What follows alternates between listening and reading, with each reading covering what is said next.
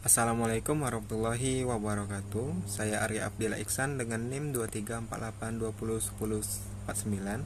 Di sini saya akan menjelaskan tentang patofisiologi ginjal. Yang pertama, kita masuk dulu, apa sih itu ginjal?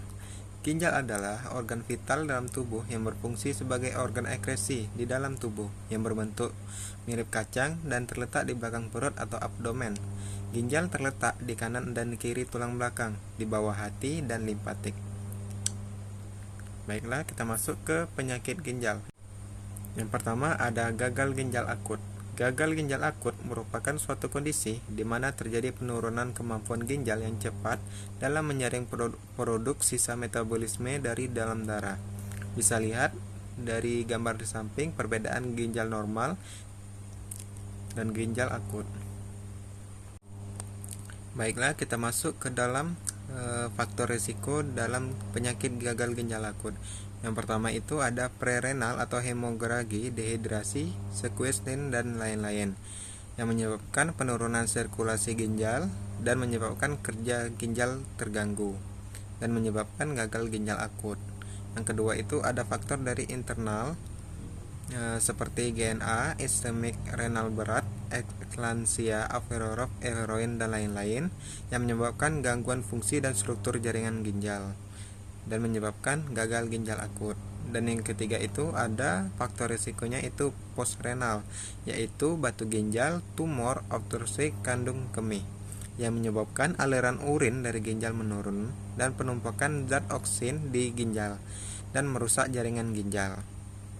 Dan yang kedua ada penyakit batu ginjal. Penyakit batu ginjal atau nephroliasis adalah kondisi akibat terbentuknya endapan padat di dalam ginjal yang berasal dari zat kimia dalam urin, yang berasal dari makanan atau minuman luar.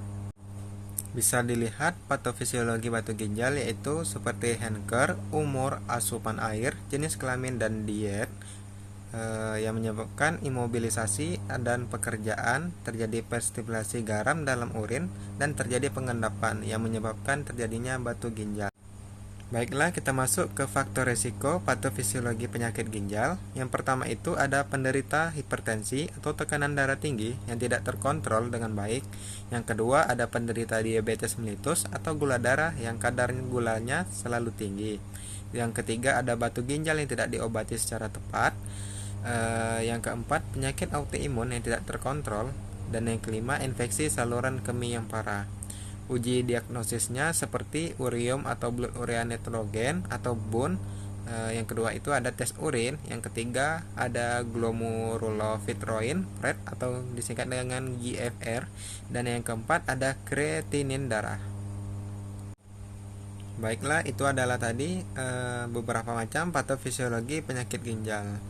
Sekian dari saya akhiri dengan wassalamualaikum warahmatullahi wabarakatuh.